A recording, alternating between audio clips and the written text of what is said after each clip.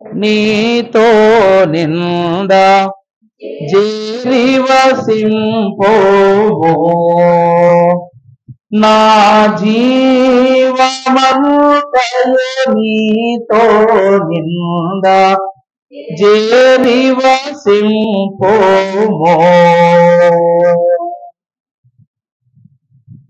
పరిశుద్ధ లేఖన భాగము నుండి కొన్ని పరిశుద్ధమైన దైవ వాక్కులను జ్ఞాపకము చేసుకుందాము.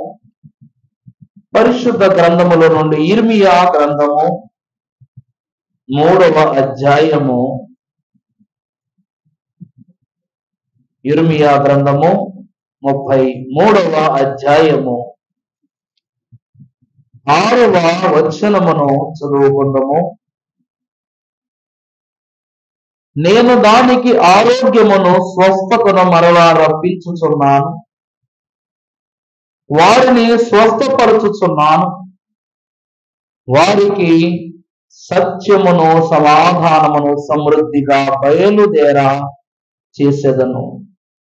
చెరలో నిండిన యోధా వారిని, ఇశ్రాయేలీయుల వారిని నేను రప్పించుచున్నాను, మొదట నుండినట్లు వారిని స్థాపించుచున్నాను. వారు నాకు విరోధముగా చేసిన పాప దోషమును నిలువకుండగా వారిని పవిత్రపరుతును. వారు నాకు విరోధముగా చేసిన దోషములన్నిటినీ, తిరుగు బాటులన్నిటినీ క్షమించదను. ఆమేన్. చిన్న ప్రార్థన చేసుకుందాము. పరిశుద్ధుడా, నీకు అనేక వందనములు తండ్రి. సమస్త జ్ఞానమునకు మించిన నీ వాక్యమును మా యందు గొప్ప చేసిన దేవా, నీకే వందనములు. స్థల జ్ఞానివై ఉన్న మీరు నీ దాసులను నీ వాక్యమును ఆలకించు నిమిత్తము నాలో ప్రబలిన ఈ తలాంతులను తండ్రి మీరే ఫలింపచేయండి. ఆనాడు మీరు కనపరిచిన ఏ ధన్యత, స్వస్థత, భాగ్యము వారికి మీరు ఏర్పరిచి ఉన్నారు. ఆ దీవెనను నేను మాకును, మా బిడలకును, మా కుటుంబములకు అనుగ్రహించున్నది మహాఘనుడైన యేసు నామములు వేడుకొనుచున్నాము తండ్రి. ఆమేన్.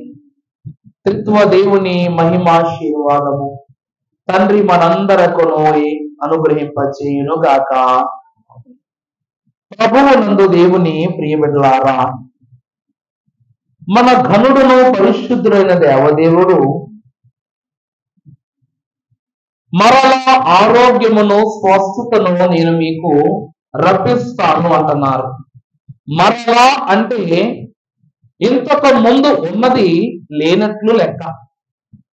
మరలా ఇస్తాను అంటే నీకు ఇచ్చిన దానిని మనము పోగొట్టుకున్నామని లెక్క. మరలా అంటే ఇచ్చిన దానిని కాపాడుకొనలేకపోయామన్నట్టు లెక్క. ప్రభువునందు దేవుని ప్రియబిడ్డలారా, దేవుని వాక్యాన్ని బట్టి చూసినట్లయితే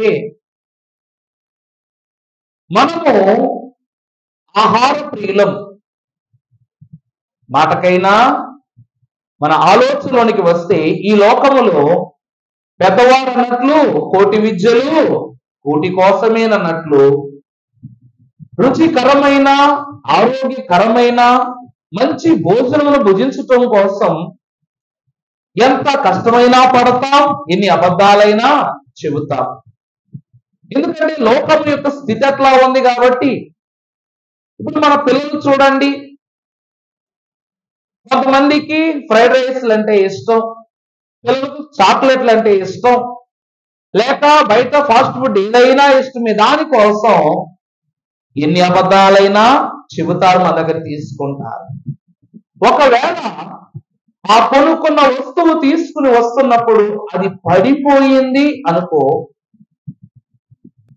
ఆ వస్తువుకు డబ్బులు ఇచ్చాం మనం, పిల్లలు కొనుక్కోవడానికి వెళ్ళాడు, దాన్ని తీసుకుని వస్తున్నప్పుడు అది పడిపోయింది అంటే, ఇప్పుడు అది పడిపోయింది అన్నదానికన్నా ఇచ్చిన డబ్బులకు తేవలసినటువంటి వస్తువు తేలేదు కాబట్టి నాన్న నన్ను ఏమంటాడు అన్న భయమే మనలో ఎక్కువ కనబడుతుంది. ఇక్కడ ఇశ్రాయేలీయులైన వారు కూడా వాగ్దాన జనులని పిలువబడిన వారు కూడా మోషే కాలములో దేవుడు వాగ్దాన జనులకు ఒక ఆశీర్వాదాన్ని ఇచ్చారు. స్వస్థపరచు యెహోవాను నేనే, ఏ కీడు మీ గుడారముల వద్దకు సమీపించదు, ఏ సాతాను యొక్క అపజయములు మీ గుడారములను త్రాకవు, మీ బిడలకు సోకవు, ఏ రోగములు నేను మీకు రానియను అని ప్రభువు మాటిచ్చారు. అటువంటి వారు ఐగుప్తు దేశస్థుల యొక్క చెరలో పడి ఐగుప్తీయుల యొక్క బాధల చేత శోధింపబడి తర్వాతి కాలమున వారు చేసిన కొన్ని లోక క్రియలను బట్టి అనారోగ్యవంతులైపోయి, దౌర్భాగ్యులైపోయి, హీనులైపోయి, వేధింపబడిన వారైపోయి, ఎన్ని రకములుగా వారు కోల్పోయారు. కోల్పోయినటువంటి వారు ప్రభు ఎదుట మొరపెట్టుకుంటున్నారు. ప్రభు కన్నీరు కారుస్తూ ఉన్నారు. నాయనా, నువ్వు ఊరకనే ఇచ్చినటువంటి ఆనందాన్ని, ఈ భాగ్యాన్ని నేను కూడా ఎలా పోగొట్టుకున్నా? ఊరకనే పోగొట్టేసుకున్నా.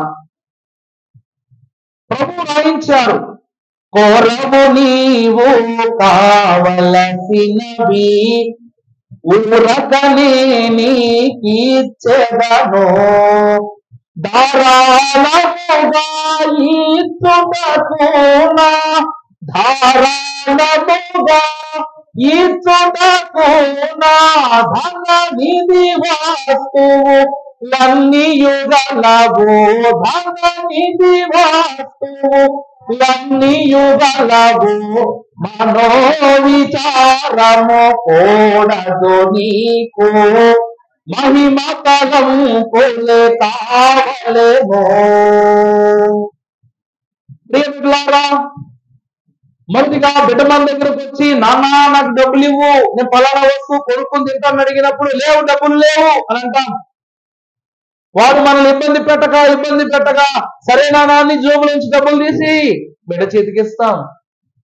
వాడు వెళ్ళటము, కొనుగోలు చేసుకోవటము, తీసుకుని వస్తుండగా దారిలోని నేలపాలైపోవటంతో ఒలిగిన దానికన్నా నాన్నకు నేనే సమాధానం చెప్పాలన్న వాడు భయంతో నాన్న దగ్గరకు వచ్చి గొగ్గోలు పెట్టి ఏడుస్తూ ఉంటాడు. ఎందుకంటే డబ్బులు పోయాయి, వస్తువు పోయింది కాబట్టి గొగ్గోలు పెడుతూ తండ్రి ఎదురు ఏడుస్తూ ఉంటే అప్పుడు తండ్రి ఏం చేస్తాడు? ఎంతో ఇష్టంగా అడిగాడు కొడుకు, ఏదైతే సాధించుకోవాలనుకుంటే ఇలా అయింది ఏంటని చెప్పేసి వీడు ఏడుపు ఎలాగైనా నేను ఆపాలి అంది. తండ్రి ఏం చేస్తారు? జోబులో చేయబెట్టి ఇంకొక నోటు తీసి చేతిలో పెట్టి, పర్లేదు లేరా, పోయిందిలే, ఎరవ బాకు, ఇదిగో వేలు కొనుక్కో అని ఇస్తాడే తప్ప కొడతాడా? నీ దేవుడైన యెహోవా ఈ లోకమైనటువంటి పాపములో నువ్వు తెలిసి పడిపోలా, తెలిసి లోకములో ప్రవేశించలా, లోకమేదో చూపించింది అంతే కదండి. ఇలా ఒక్కొంటూ నడుస్తాడు పిల్లడు, హాయిరా అంటాడు, వెంటనే ఏమవుద్ది? వాడికి హాయి చెప్తున్నప్పుడు వదిలేస్తాడు దాన్ని. లోకము కూడా నిన్ను హైరానా చేయటకే ఎన్నో పనులు కల్పిస్తుందట, నీ పనిని చెడగొట్టేస్తుందట. అందుకంటారుగా, చేతికి అందిన ముద్ద నోటికి అందకుండా పోతూ ఉందని. ఇదే లోకము యొక్క తీరు. అటువంటి లోకమును బట్టి విశ్వాసికి ప్రభు అందిస్తున్నటువంటి మాట, మరలా మీరు కోల్పోయిన స్వస్థతను, మీరు కోల్పోయిన ఆరోగ్యమును మరలా నేను మీకు రప్పిస్తా ఉన్నాను, అందిస్తా ఉన్నానని ప్రభు ఘనముగా తెలియజేస్తూ ఉన్నారు. ప్రభునందు దేవుని ప్రియమిత్రులారా, అసలు ఆరోగ్యం అంటే ఏంటి? అసలు స్వస్థత అంటే ఏంటి? అసలు దేవుని యొక్క క్షమాపణ అంటే ఏంటి? క్షమించే గుణమున్న వాడే క్షమాపణ ఇచ్చుటకు అర్హుడు అన్నారు భక్తులు. క్షమించే గలిగిన గొప్ప గుణము గలవా యేసుక్రీస్తు ప్రభువారే. కానీ యేసుక్రీస్తు ప్రభువారు ఈ గొప్ప తలంపుతో ఉన్నటువంటి మాటను ఎలా చెప్పారు అంటే, శిక్ష విధింపబడిన వానికి క్షమాపణ విలువ తెలుసు. అంతే కదండి. దెబ్బ తిన్నవాడికే దెబ్బ విలువ తెలుసు, దెబ్బ తిన్నవాడికే నొప్పి విలువ తెలుసు. అటువంటి దెబ్బ వేరే వాళ్ళ మీద పడకూడదని ప్రయత్నం చేస్తారే తప్ప, నాకు తగిలింది కదా ఎదురువానికి కూడా తగిలితే భలే అనుకున్నారు అనుకోండి, దాన్ని ఏమనాలి? పాపము. దేవుడు మీరు కోల్పోయిన దానిని నేను మరలా ఇస్తానన్న తలంపుతో ఉన్నారు తప్ప, కోల్పోతే కోల్పోయారు, ఇచ్చిన దాన్ని కాపాడుకోలేనప్పుడు మరొక దాని కోసము చూచుట వృధా ప్రయాసాన్ని ప్రభు ప్రక్కన పెట్టారా? మనుషులను ఆశ్రయించుట కన్నా యెహోవాను ఆశ్రయించుట మేలు, అదే ఆరోగ్యం.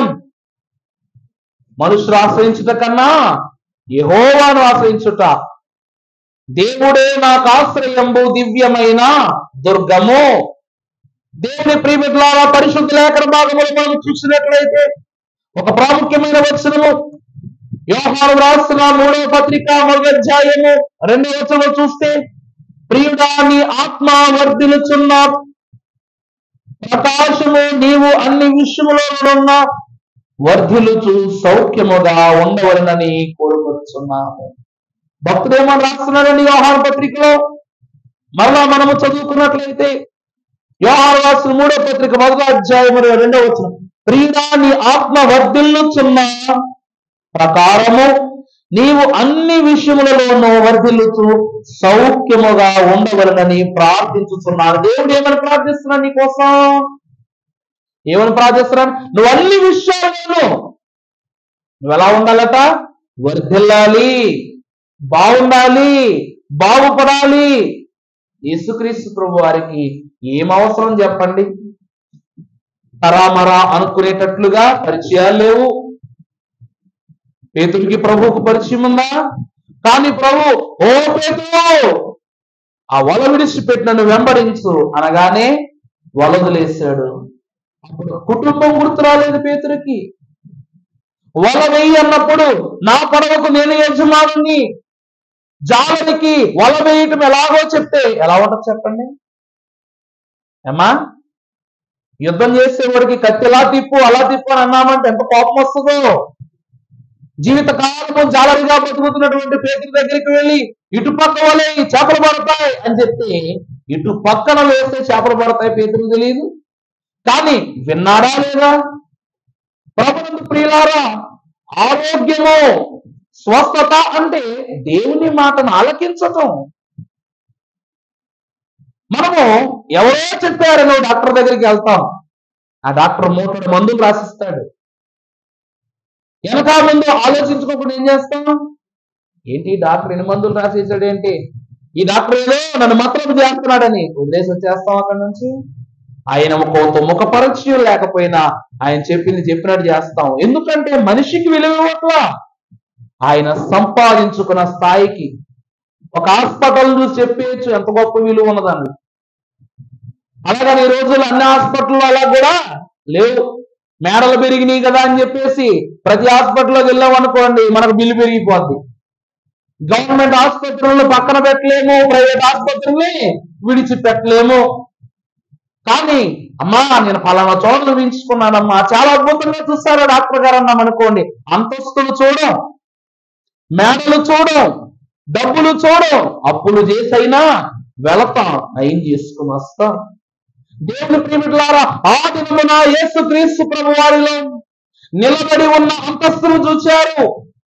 ఈ లోకమునకు బోధించే వాని యొక్క బోధ ప్రభు చెప్తా ఉన్నారు. పేతురు వల ఇటే అటే ఆ పక్కకే ఈ పక్కకే ఏం చెప్పట్లా, నేను ఏ పక్కకు చెప్తే ఆ ప్రక్కగా వేయి. నా ప్రభువు చెప్తున్నారు, నా తండ్రి చెప్తున్నారు, ఇప్పుడు నువ్వు ఈ పక్కగా వలవేయి అని చెప్పగానే ఆ ప్రభు ఆజ్ఞను గైకొన్నాడు.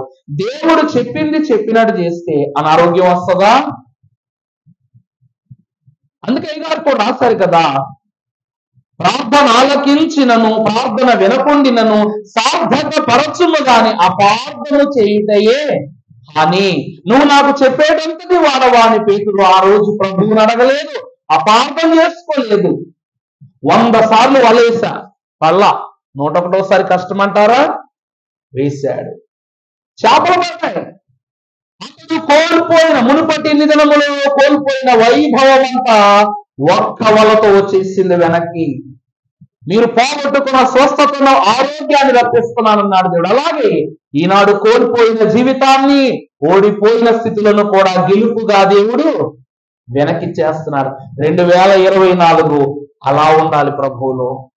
ప్రభు చెప్పింది చేయటమే ఆరోగ్యం. ప్రభువులో సాగటమే ఆనందం. రెండవదిగా మనం చూసినట్లయితే ఇన్ని అద్భుతాలు చేసిన తర్వాత పేతురు ప్రభువును విడిచిపెడతాడా? ఆ వలను అక్కడే పారవేసి వెనకాల వచ్చేసాడు. పేతురుకు భార్య ఉంది, బిడ్డలున్నారు, కుటుంబం ఉంది, తినకు యజమానుడిగా ఉన్నాడు కాబట్టి ఈ తండ్రి వాళ్ళకు పోషణ. ఈ చేపలు పట్టుకుని వాటిని అమ్ముకుని పట్టుకుని వెళ్ళి ఇదిగో అని డబ్బులు ఇవ్వకపోతే ఇల్లు గడుస్తుందా? 3.5 సంవత్సరాలు ఒక చేప అమ్మలా, 3.5 సంవత్సరాలు వల ముట్టుకోలా. గట్టిగా చూడండి, ఇంట్లో భార్యకు ఒక నెల జీతం ఇవ్వకపోతే ఎన్ని పనులు ఆగిపోతాయి, మనకి చీటీలు ఆగిపోతాయి, అప్పులు గడత పెరిగిపోద్ది, ఇంటి పోషణ ఆగిపోద్ది, ఇంట్లో ఉన్న పనిముట్లు అయిపోతాయి, కొనుగోలు చేసుకోవడానికి బిడ్డల ఫీజులు, చివరికి తాగే నీరు కూడా ఏమైపోద్ది? కొద్దివే కదా. ఈరోజు వాటర్ టిన్లు పట్టుకుని నీళ్ళు తెచ్చుకుంటున్నాను. ఆ 7 రూపాయలు ఇవ్వకపోయినా 10 రూపాయలు ఇవ్వకపోయినా టిన్ను నీళ్ళు ఇస్తాడా? నీళ్లు కూడా రూపాయలతో జరుగుతాయి. అటువంటిది నా భార్య నన్ను ఏమనుకుంటుందో, నా పిల్లలు ఏమైపోతారో అన్ని ఆలోచించుకుండగా ప్రభువుని వెంబడించి వెళ్ళిపోయాడు. ఏ నమ్మకంతో వెళ్ళిపోయాడండి? క్షణకాలంలో నేను ఊహించినటువంటి కార్యమును ఒక్క మాటతో చేసిన ఈ దేవుడు ఆయన యొద్ద నేనే నిలుచుంటే నా కుటుంబానికి పోషణ కూడా ఆయన రాశారు.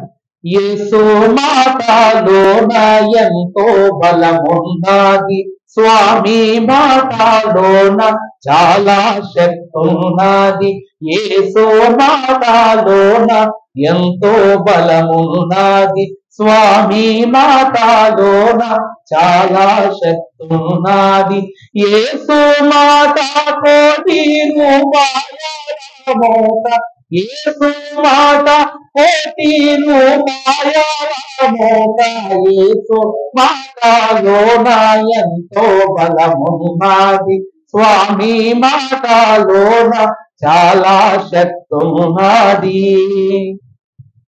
యేసు మాట ఏ మూట? కోటి రూపాయల మూట అంట. ఈ మాటను వెంబడించాడు కాబట్టి 1 కోటి రూపాయల మూట ఎవరికి వెళ్ళిపోయింది? పేతురు కుటుంబానికి వెళ్ళిపోయింది. యేసుక్రీస్తు ప్రభువారు దేవుని యొక్క సువార్త భాగంలోకి రావడానికి ముందు ఆయన ఏం చేసేవారంట? వడ్రంగి పని చేసేవారంట. అంటే బల్లలు తయారు చేయటం, కుర్చీలు తయారు చేయటం, పనిముట్లు తయారు చేయటం, కార్లకు అంకులు చేయటం, కొడవళ్లకు పిడులు బిగించటం వడ్రంగి పని. ప్రభువును 30 సంవత్సరాల కాలం వరకు ఆ వడ్రవాణి కుమారుడు అని మాత్రమే పిలిచారు తప్ప పేరు పెట్టేవారు పిలవల. వృత్తికి అంత విలువ అక్కడ. చివరకు మహాగరురాలను తల్లిగారైనటువంటి మరియమ్మ గారు కూడా యేసుక్రీస్తు ప్రభు వారి యొక్క పనితోనే పోషింపబడ్డారు. అవునమ్మా? ఆయన పనిచేసేవారు, సొమ్ము తీసుకొచ్చేవారు, తల్లికిచ్చేవారు, పోషించేవారు. ఎప్పుడైతే బాప్తిస్మం పొందుకొని దేవుని మార్గంలోనికి, తండ్రి పిలుపులోనికి వెళ్ళిపోయారో వెనువెంటనే ఏమైందట?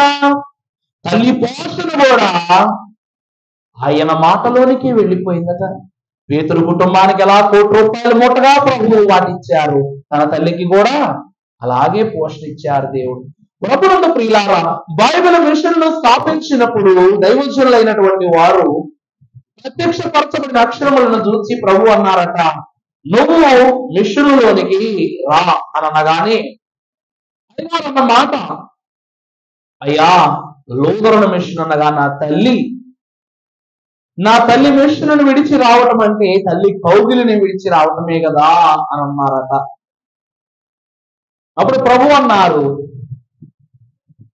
ఆ తల్లి మాటకు ఇంతకాలము చేసిన సేవ, ఇంతకాలము చేసినటువంటి పరిచర్య ఎంతో ఘనమైనది.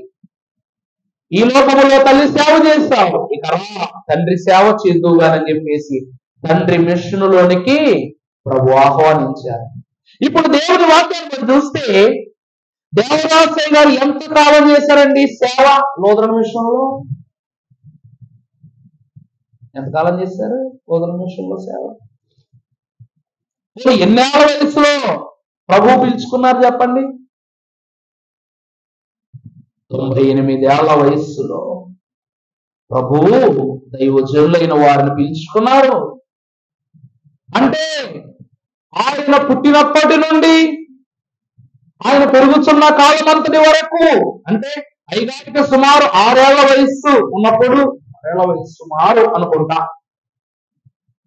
అంతమంది గొప్ప గొప్ప దైవజనుల మధ్యలో ఆయన ఒక ప్రార్థన చేశారంట. నాయనా ప్రభువా, ఈ వయస్సులో నువ్వు ఎలా ఉన్నావో నన్ను అలాగే ఉండనివ్వు అని ప్రార్థన చేశారు. ఒక ప్రార్థనతో ఆ ప్రాంగణం అంతా ఈ బాలుని యొక్క ఆ మాటకి ఏమైపోయింది చెప్పండి, ఆకర్షితులైపోయారు. ఎంత జ్ఞానం అని.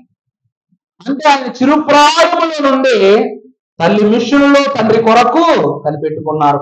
ఆ తండ్రి కనిపెట్టుకున్న కాలములోనూ తండ్రి కనబడి మాట్లాడి మిషన్లోని పిలిచారు. అంటే సుమారు పుట్టినది మొదలుకొని 98 సంవత్సరాలు ఎందులో ఉన్నారు అయ్యగారు? లోదరణ మిషన్లో ఉన్నారు. దైవ మిషన్ కదా, లోదరణ మిషన్లో ఉన్నారు. ఆ తరువాత 120 సంవత్సరాల కాలం అయ్యగారు పూర్తి ఆయుద్ధారం 120 సంవత్సరాలు. 98 సంవత్సరాల్లో మిషన్లోనికి వచ్చాక 22 సంవత్సరాలు ఎక్కడున్నారు? బైబిల్ మిషన్ క్రమాన్ని జరిగించారు. యేసుక్రీస్తు ప్రభువు కూడా 30 ఏళ్ల కాలం కుటుంబంతో లోకంలో ఉన్న తన వారితో ఉన్నారు. తల్లి దగ్గరే కదండి ప్రభు జరిగింది. తండ్రి ఎప్పుడైతే పిలిచారో అప్పుడు ఎంతకాలం ప్రభు సేవ చేశారు? 3.5 years. ఎంతండి? 3.5 సంవత్సరాలు. ప్రభు బ్రతికిన 33.5 సంవత్సరాల కాలంలో 30 ఏళ్ళు తల్లితో, 3.5 సంవత్సరములు తండ్రితో. దైవజనులైన వారు కూడా 98 సంవత్సరముల కాలం తల్లి మిషన్లో ఉన్నారు. తర్వాత తండ్రి మిషన్లోకి వచ్చారు. దేవుని ప్రియబిడ్డలారా, ఎంత గొప్ప ఘనతో చూచారా ఏమ్మా? ఎంత గొప్ప ఘనతో చూచారా ప్రభువును బట్టి. నీవు ఎంతకాలము ఈ లోకములో సంపాదించుకున్న స్వాస్థ్యము, స్వస్థత, ఆరోగ్యము, భాగ్యము, మహిమ, అంతస్తు, వాటిని మరలా రెట్టింపు చేసి నేను నీకు ఇస్తానంటున్నాడు ప్రభు. అర్థమవుతుందని చెప్తుంది. అంటే నా యొద్దకు వచ్చు వారిని నేను ఎంత మాత్రమో త్రోసివేయను. అంటే నీ ఫలం అధికమైపోతుంది, నీ స్థితి అధికమైపోతుంది. దేవునిలో నువ్వు ఫలించుచున్నావు తప్ప నశించటము లేదు. నశించుచున్నాను దానిని వెదికి రక్షించుట కొరకే మనుష్య కుమారుడు ఈ లోకమునకు వచ్చింది. ఒలివ మొక్కలు ఎవరి దగ్గర నుండి చూసుకోండి, అది ఆకు వాడదు, పురుగు పట్టదు, ఎండదు, మండదు, ఎప్పుడూ చిగురించటమే. ఫలించు ఒలివ మొక్కల వలె ఉంటారు, విస్తరించుచున్న ద్రాక్ష తీగల వలె వారు ప్రభువులో సాగుతారని దేవుని వాక్యం సెలవిస్తాం. మరలా రావటం అంటే ఏంటండి? కొత్త సంవత్సరంలోనికి ప్రవేశించామంటే ప్రార్థనలో మార్పు ఉండాలి. గత సంవత్సరం 3 స్తుతులు చేస్తాం, ఈరోజు 7 స్తుతులు చేస్తున్నాం. 5 అంతస్తులు పెరిగినాయి మనకి. ఎంతండి? 5 అంతస్తులు పెరిగినాయి, 4 అంతస్తులు పెరిగినాయి, 4 క్రమాలు పెంచుకున్నాం, సమయాన్ని పెంచుకున్నాం, ప్రభుతో గడపడానికి గల ఏర్పాట్లను పెంచుకున్నాం. ఇవన్నీ పెంచుకున్నాము అంటే మన ఆత్మీయ బలాన్ని కూడా దేవుడు పెంచినట్లే, మన స్వస్థత శక్తిని కూడా దేవుడు పెంచినట్లే. అందుకని నాకు కాలు నొప్పులు ఉన్నాయి, దేవుని సన్నిధిలో ప్రార్థించుకున్నాను, బలంగా దేవుడు నయం చేశాడు. అంటే మహిమ నుండి అధిక మహిమలోనికి ప్రవేశించడం. దేవుని ప్రియబిడ్డలారా, ఒక భక్తుని చరిత్రను, ఒక భక్తుని యొక్క జీవితమును, గొప్ప ఘనమైన విశ్లేషణను మనము ఎంతో ధారాళంగా చూస్తాం. కానీ ప్రతి భక్తులు మోకాలు వేసిన వారే, ప్రతి భక్తుని మోకాలు వెనక కన్నీళ్లే ఉంటాయి. కానీ నీ కన్నీళ్లు వారికన్నా ప్రత్యేకంగా ఉన్నాయి. ఏలియా గారు ప్రార్థన చేశారట, ఎలీషా గారు ప్రార్థన చేశారట, అబ్రహాము గారు ప్రార్థన చేశారట, ఇస్సాకు గారు ప్రార్థన చేశారట. వారి జీవితంలో జరిగిన వాటిని బట్టి వారు ప్రార్థన చేస్తారు. నీ జీవితంలో జరుగుతున్న వాటిని బట్టి నువ్వు ప్రార్థించు. ఎటువంటి ప్రార్థన నీ తండ్రి యొద్దకు చేరాలో అలా ప్రార్థించు. పిల్లోడికి ఇష్టమైంది పెడితేనే అమ్మా అంటాడు, లేకపోతే అమ్మా అంటాడు. ప్రేమగా పిలిచిన దానికి వద్దు అమ్మా అని చెప్పటానికి ఎంత తేడా ఉంటుంది. నీ తండ్రి హృదయమును ఆకర్షించే రీతిగా ప్రార్థించు. నువ్వు సంక్రాంతి రోజు మాత్రమే పప్పులు వండుతారు. అదే పప్పులు నీ బిడ్డకి ఇష్టమైన సమయంలో వండి పెట్టండి. వాడు బాగున్నప్పుడు వండి పెట్టండి. కన్నీళ్లు మర్చిపోతాడు, కష్టాన్ని మర్చిపోతాడు. నీ దేవుడు కష్టకాలమున కూడా నువ్వు నిష్టంగా ప్రార్థిస్తే ఇష్టమైన ఈవులను స్పష్టముగా ఇస్తాడు దేవుడు నీకు. ఆ రీతిగా ఉంటేనే నీలో నశించిన ఆరోగ్యం మరలా చిగురిస్తుంది. ఇది చలికాలం కావచ్చు, రొంప వల్ల కొంతమంది రాకపోవచ్చు, జ్వరం వచ్చి కొంతమంది రాకపోవచ్చు. జ్వరం వచ్చింది కదా అని పొద్దున్నే టిఫిన్ చేయడం మానేస్తాం. టీ తాగితే శరీరం కాస్తంత చక్కబడుతుందని పొద్దున్నే టీ తాగుతాం. 2 ఇడ్లీ తింటే బలం వస్తుందట. మామూలు సమయంలో 4 ఇడ్లీలు తింటాం, అయినా జ్వరం ఎందుకు వచ్చింది నీకు? గమనిస్తున్నామా ఈ మాటలు? అవునా కదమ్మా? 4 ఇడ్లీలు వేసుకుని తింటాం రోజు, ఆరోగ్యం బాగానే ఉంటుంది. 4 ఇడ్లీ తింటున్నా నీకు అనారోగ్యం వచ్చింది, అప్పుడు 2 ఇడ్లీ తింటే బలం వస్తుందంట. ఈ చిత్రం చూసారు ఎంత కామెడీగా ఉంటుంది అసలు. మామూలు సమయంలో పిల్లలకి గ్లాస్ పాలిస్తాం ఎప్పుడు జ్వరం వచ్చినప్పుడు. అది కాకుండా మామూలు సమయంలో అయితే బూస్ట్ తాగుతావా, హార్లిక్స్ తాగుతావా, కాంప్లైంట్ తాగుతావా అని అంటాం. ఇన్నిచ్చినా జ్వరం రావడం ఆగట్లేదుగా. ఆ సమయంలో గ్లాసులు పాలిస్తే, ఏం కలపకుండా ఇస్తే జ్వరం తగ్గిపోతుంది. రాత్రంతా ప్రశాంతంగా పడుకుంటే ఏ జ్వరమో తగ్గదు. కానీ జ్వరం వచ్చిన సమయంలో 2-3 గంటలు రెస్ట్ తీసుకుంటే ఏమవుతుందంట? ప్రభావము బిళ్ళల్లోనో, తినే ఆహారములోనో, తాగే ద్రవాలలో ఉండదు, నీలో ఉంటది. ఎక్కడ ఉంటదమ్మా? 4 ఇడ్లీలైనా నువ్వే తినాలి, గ్లాసులు పాలైనా నువ్వే తాగాలి. ఏదైనా తాగాల్సింది నువ్వే, తినాల్సింది నువ్వే, ప్రార్థించాల్సింది నువ్వే, దాని వరములను పొందుకోవాల్సింది కూడా నువ్వే. జ్వరం వచ్చినప్పుడు 2 ఇడ్లీలు బలమెత్తి అంట. మరి కష్టం వచ్చినప్పుడు కొంచెం ప్రార్థన చేస్తే సరిపోతుంది కదా. మామూలు సమయంలో ఎంత పొడుగు ప్రార్థన చేస్తున్నాను కదా అంట. పొడుగు ప్రార్థనకు ఉండకూడదమ్మా, ఆత్మకు ఉండాల. ఈ ఆత్మ ఎంత విస్తారంగా దేవుని వైపు చూస్తే, ఎంత విస్తారముగా దేవుని వద్దకు చేర్చబడితే అంత విస్తారంగానే ఫలాలు ఉంటాయి. సాలిపురుగట దాని బలానికి తగ్గట్టు గూడు కట్టుకుంటుందట. కానీ తెలియనటువంటి విషయం ఏమిటంటే, దాని బలమంతా ఉపయోగించి దానికంటే బలమైన పురుగులైనా, దానికంటే బలమైనటువంటి కీటకాలు ఏమైనా వచ్చి దాని మీద దాడి చేస్తే ఏమైనా ఇంకా దృఢంగా ఏం చేస్తుంది? సాలిగూడు పలుతుంది. అందుకే చూసారా, దోమలు, ఈగలు ఎంత వేగంగా వెళ్ళి సాలిగుండు గుద్దుకున్న అందులో ఇరుక్కుపోతాయి. అపవాది నీ మీద ఎంతో పెద్ద పన్నాగం పన్నాడు. మరి నువ్వు ముందు జాగ్రత్తగా అతని కోసం నువ్వేం పన్నాలి? ప్రార్థన అనే రక్షణ వలయాన్ని పన్నుకుని ఉండాలి. ఎప్పుడో ఏదో అయిపోతుందని చెప్పేసి ఈ రోజు ఇల్లు గట్టిగా కట్టుకుంటున్నా, రేపు మన ఇంటి లేదా రోడ్డు పడద్ది. ఆ రోడ్డు ఎత్తిపడిందంటే మన ఇల్లు కిందకి దిగిపోతాను. ఏం చేస్తాం? 4 అడుగులు కట్టుకోవాల్సిన ఇల్లు కాస్త 6 అడుగులు 7 అడుగులు ఎత్తి కట్టుకుంటాం. దేవుని ప్రియబిడ్డలారా, నీ జాగ్రత్త నీ ఇంటి విషయంలోనేనా, నీ ఆత్మ విషయంలో లేదా? నీ జాగ్రత్త నీ కుటుంబం విషయంలోనేనా, నీ ఆత్మ విషయంలో లేదా? ఎంత బలహీనముగా ఉంటే మరలా దేవుడిచ్చే ఆరోగ్యాన్ని నువ్వు కాపాడుకుంటావా? మరలా దేవుడిచ్చే స్వస్థతను నిలబెట్టుకుంటావా? నీ ఆత్మ నిలబెట్టుకుంటుందా? గమనించుకో. ప్రభునందు ప్రియులారా, ఇదే దేవుని యొక్క వాక్య సత్యం. బైబిల్ మిషన్లో ఎంత గొప్ప స్థితి అయినా సంపాదించుకున్న వారు చూడండి, స్వస్థత చేసిన దైవజనులైన వారికి అనారోగ్యాలు రాకుండా లేదు. కానీ అనారోగ్యాల విషయంలో వారు ఎప్పుడు వెనకబడిపోలేదు. నాకు జ్వరం వచ్చేసింది, 10 మందికి జ్వరం తగ్గించింది నా ప్రార్థన, ఈరోజు నాకే జ్వరం వచ్చింది అని ఇంకొక 5-6 దగ్గరికి వెళ్ళి ప్రార్థన చేయించుకునేవారు కాదమ్మా. నా దేవుడే నన్ను స్వస్థపరచాలి, రోగులను ప్రభావము చే బాగు చేసి పంపినావు రక్షకానా వందనాలు అన్నారు. రోగిలోని దయ్యములను పారద్రోలి వేసినావు రక్షకానా. మనము రోగములను పుట్టిస్తున్నాము. రోగములను తీసివేసే మనలో అపవాది పాపపు స్థితి అనే దెయ్యాలను మనలోకి సంచారం చేస్తుంది. కాబట్టి ఏం చేస్తున్నాడు దేవుడు? మనలో ఉన్నటువంటి పాపపు దెయ్యాలు తీసేస్తున్నాడు. ప్రభువును ఆకర్షించడానికి ఎంతో ప్రయత్నం చేస్తే ఒక్కటే మాట, సాతానా వెనుకకు పో అన్నారు.